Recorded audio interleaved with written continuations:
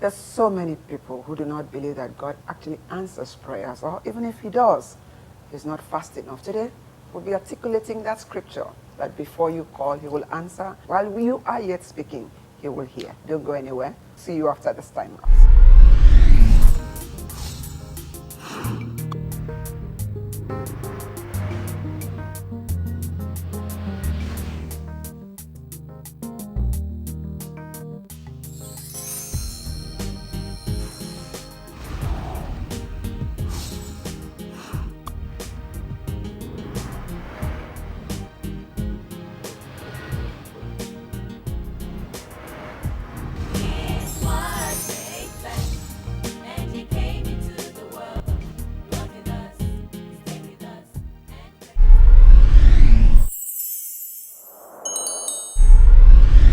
Hello, you're welcome. Thank What's you. your name? Chisomso, that's the full name. What's the It meaning? means God is sweet to me. God is sweet to me. Yes. Is God really sweet to Yes, you? he is. Okay, you're a student in Unilag. Unilag. Okay, so what happened? I heard that a couple of weeks ago, something happened. Yes. Tell us exactly what happened. Well, that day I stepped out of my hostel Yes. to take a bike to the bank to draw some money.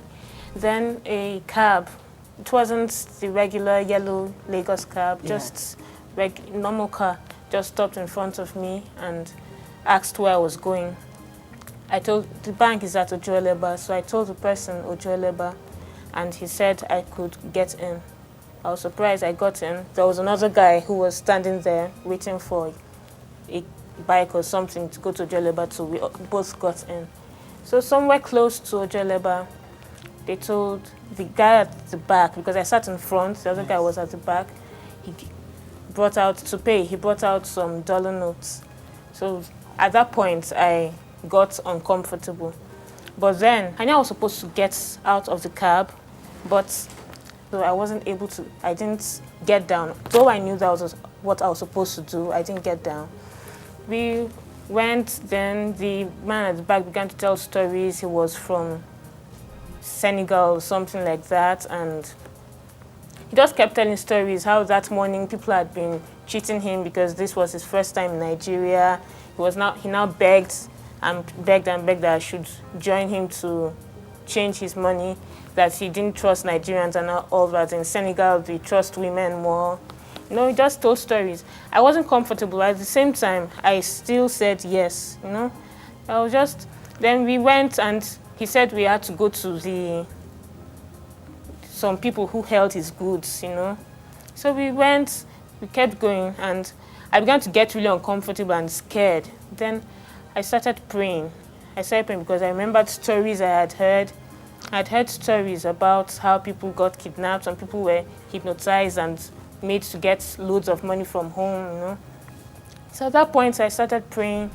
I prayed that God would, if it was kidnappers, God would foil their plans. If they wanted to use me for rituals, he would destroy the plans. Then after some time, I just felt I should just start speaking in tongues, you know.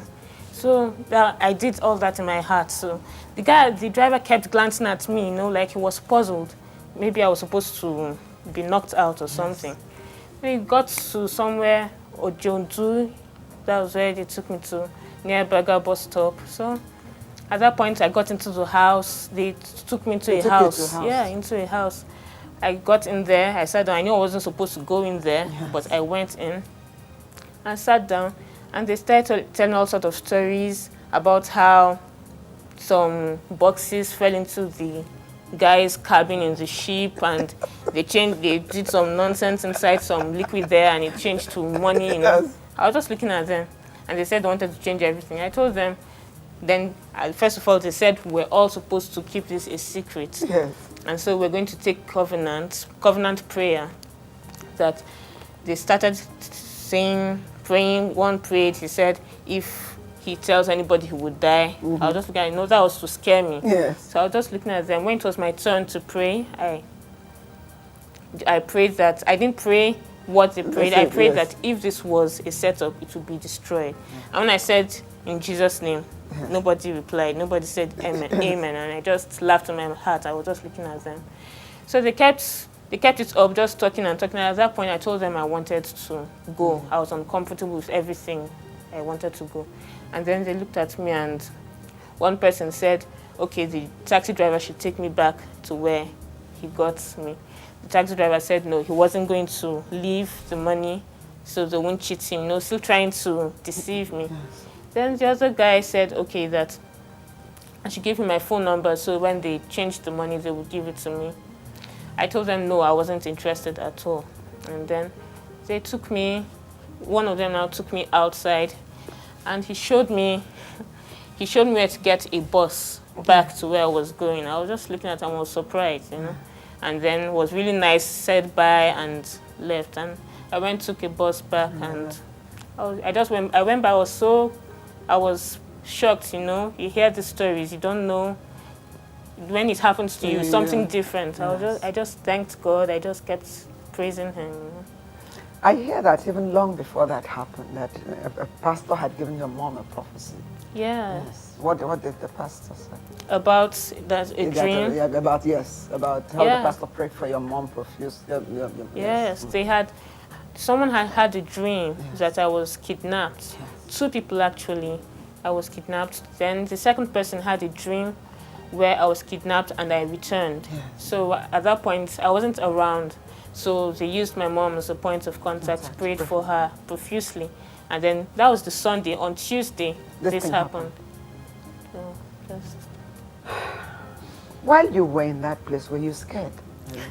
I was very afraid. That was why I started praying. There was a point when I got really scared. That was when I started praying. But when I started praying, I just felt peace. What would you say to a young girl out there who gets into that kind of situation?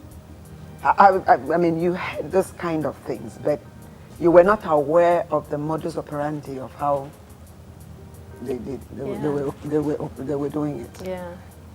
Well, I would say that, you know, at that point when I was scared, before I started praying, I just talked to myself, you know. I said to myself that you are special to God. You are special to God. So there is no how He would let anything happen to you. There is no how. You know, He knows the number of hair on your head. There's no how He would let anything happen to you. You are special to Him. He has great plans for you. So that I'll say that to every girl outside. She should know that she's special to God. So when you fall into that kind of situation, have that in mind and pray. Just hold pray. Hold the thought. Don't go anywhere. We'll be right back. Merry Christmas and Happy New Year. I wish you Merry Christmas and Happy New Year. I want to wish all Nigerians Merry Christmas and a Happy New Year. Merry Christmas and Happy New Year. Merry Christmas and Happy New Year. Merry Christmas and Happy New Year. I want to wish my friends and my brothers and my pastor, Pastor Basido, and his wife, I want to wish them Merry Christmas and Happy New Year.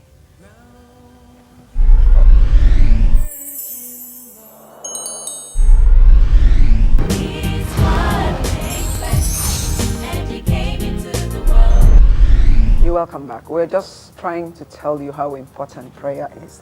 Long before then, you pray.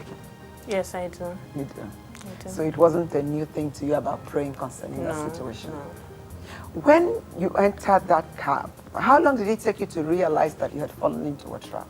It was about 15 minutes. About 15 minutes. But you didn't panic. No, I wasn't. You started praying. Yeah. You didn't try to take your phone to call maybe your uncle? I didn't even have any airtime on my phone. So that was out of the question. Yeah. I didn't have any airtime on my phone. You told God you're special. Yeah. That nothing will happen to you. Yeah. And then at this point where this thing happened, did you remember the dream that they had and Yes. how they had prayed? Yes. And did that give you a little bit of confidence that Yes, nothing it was did. Yes, it did. nothing was going to happen to you? Yes, it did. So what would you say to a young girl, a young boy, your schoolmates, the youth, people who do not pray, who do not know anything about prayer? What would you say about God answering prayers? Is it a reality that God really answers prayers? Yes, He does. He does. He answers prayers. He answers prayers. Sometimes he knows the end from the beginning. So sometimes you don't see the answer immediately. That's because that's not the time for that prayer, for the answer to that prayer to manifest. So we should keep praying about your, just keep laying your requests down to him, you know. He would answer it at the appointed time. So now when you want to go out, how do you go? I pray before I step out. And do you take a cab if somebody else is in there? I prefer the buses now. The buses now. What was the place they took you to? What did it look like? Can you remember? It was this face me, I face you kind of apartment. Some building like that. You know. And what did the people look like? Did they look responsibly I mean, Your regular men. The two of them looked like fathers, while one was like maybe in his early 30s. They were regular people. They didn't look scary. so when you finished praying, I mean, of course, when they were praying, your eyes were closed. So you don't know if the eyes were closed. My eyes were open. Your eyes were open. Yeah. My eyes were open. Because I was suspicious, so I was just looking at them as they were praying. Their eyes were open themselves. So when I prayed, there was shock, you know, and they looked at me with suspicion, like, what is she up to?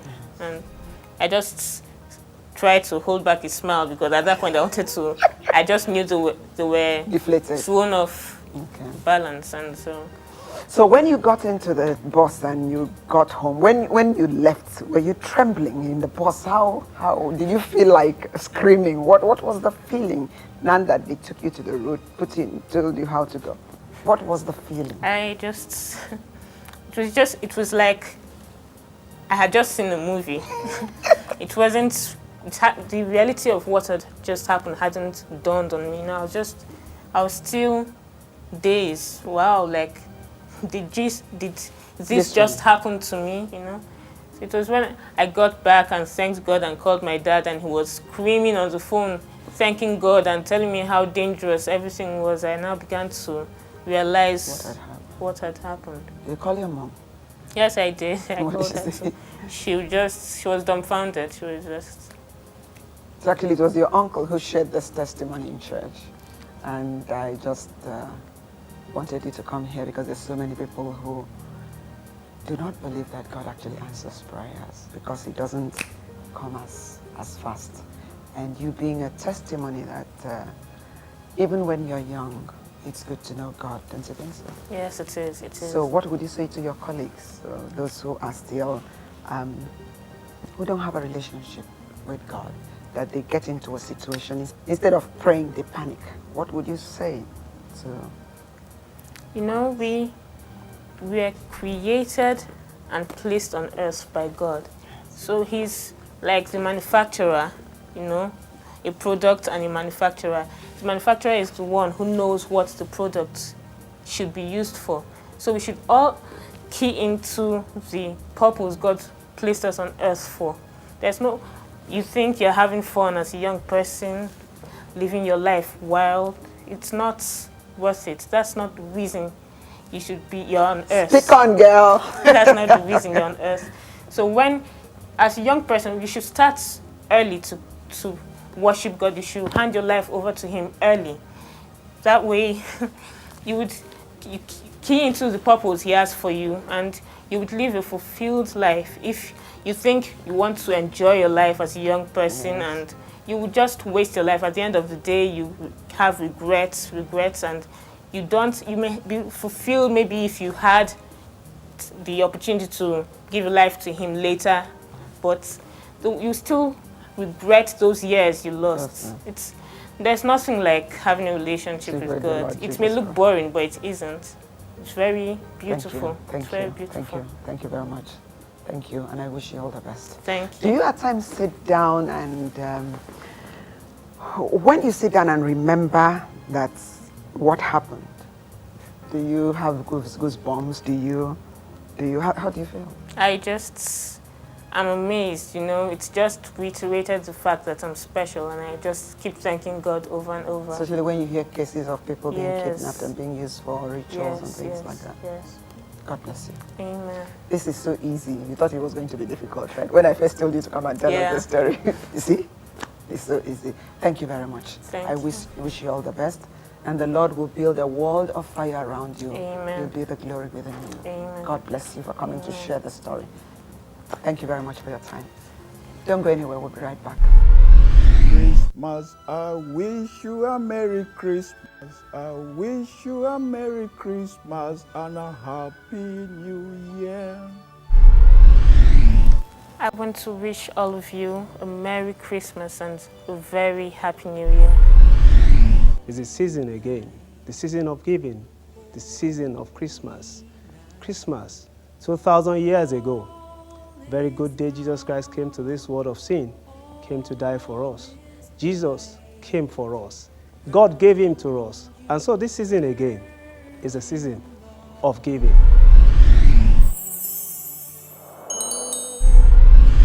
I watched a couple of weeks back on CNN, and an atheist said that Christians stole Christmas and that God is fake. What would you say about that? Well, to the argument that Christians stole Christmas, somehow I'll give a yes and no answer, and that is a shock. How do you think the birth of Jesus was celebrated at that time when he was born? At the time when Christ was born, it was based on a prophetic word. From the day man fell into sin, the proto-evangelion was announced by God. How was Christmas celebrated when you were growing up? In fact, we did what we used to call waka waka. You know, you just, on Christmas Day, you just went from one house to the other and they got your rice ready. I mean, those days, the rice at that time, How do you compare that to how we celebrate Christmas today? I think part of the challenge we have in Nigeria is that there is a leadership problem, one, and there's a systemic failure. Many are focusing on corruption, but corruption is not only financial, it is also a social thing. There is a social corruption, and the social corruption has meant that people no longer have that sense of, I am your brother, you are my sister, watch over me, I watch over you. Merry Christmas, everyone. You know, one of the ways to know a star in the sky is that a star sparkles. Anything that doesn't sparkle in the sky is either a planet, a satellite, etc. It is amazing that it was a star that drew them to the cradle where Jesus was born. God bless you.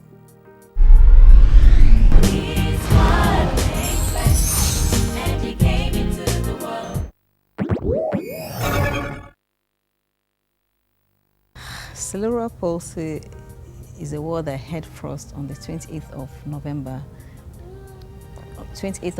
2006.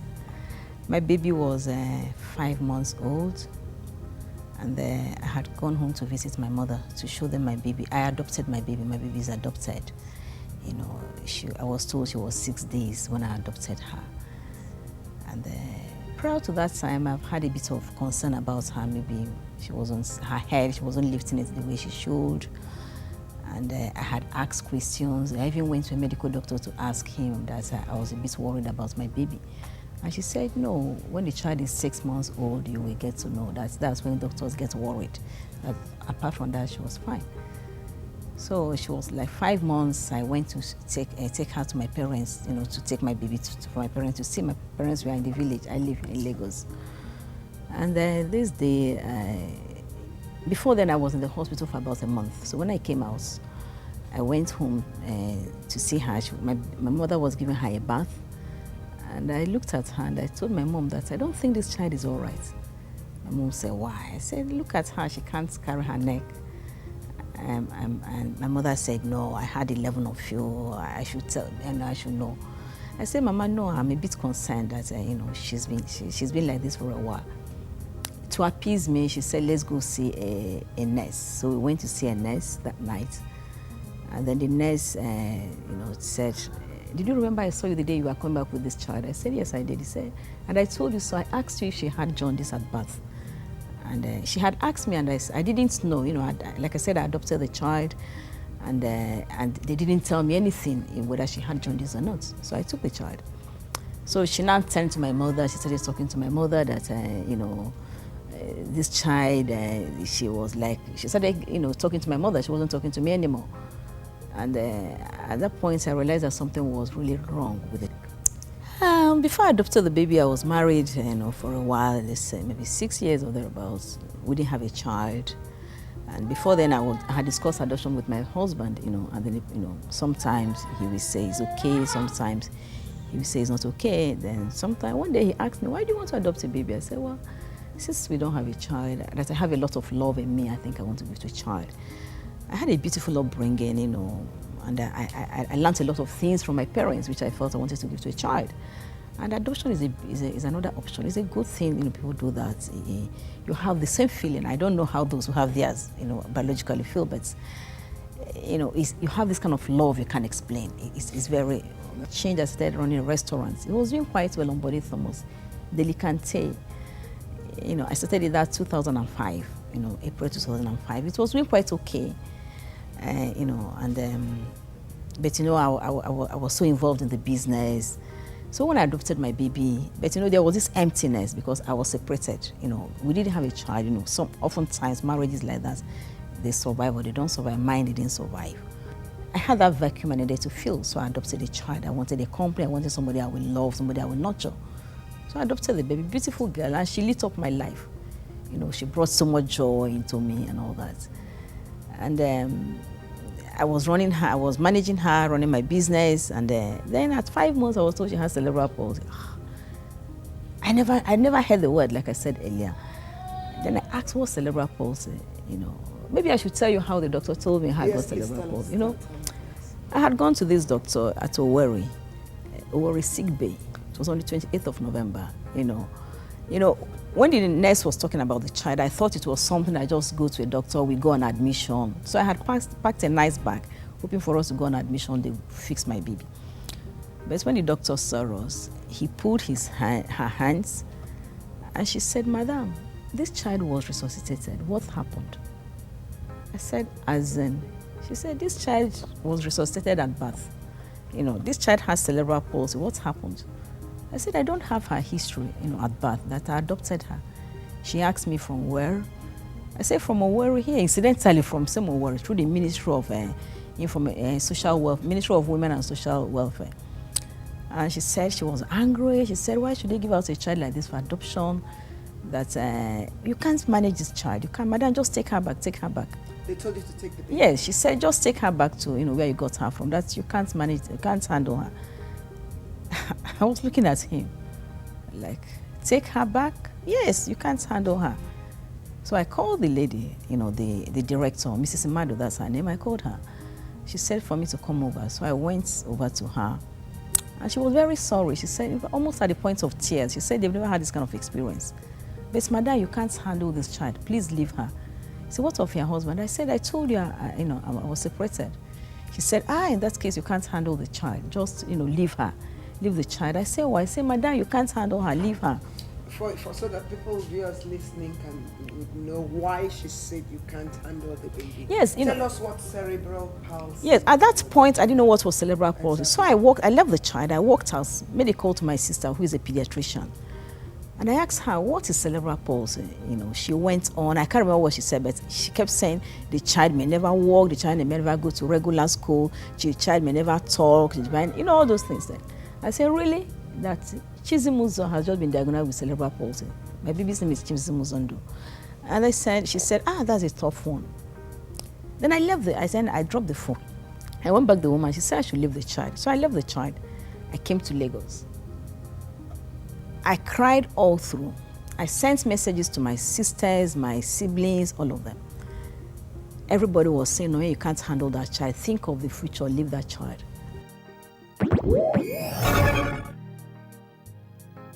I went to London with a dream. I was flying high, left here on a high. I was going to London to be a tailor. Contacted some tailors in Savile Row. Some of them gave me placement to work with them. And I got there, I was on a bus, thought I was going to take on the world, you know.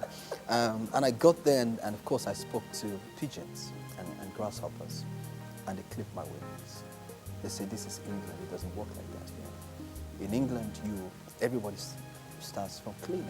I thought, really? They said, yes. You can't come in and say you want to set up your tailoring business. It doesn't happen like that. And I believe that. You know, so I say life is not what you're told that matters, it's what you believe. And so I went and I took a cleaning job. It was only £5 an hour. But I gave myself 1 year. I said I will not do this job for 1 year. At 11 months I resigned. You know. So yeah, man, it's been a value. If you got into that kind of situation, what would you do?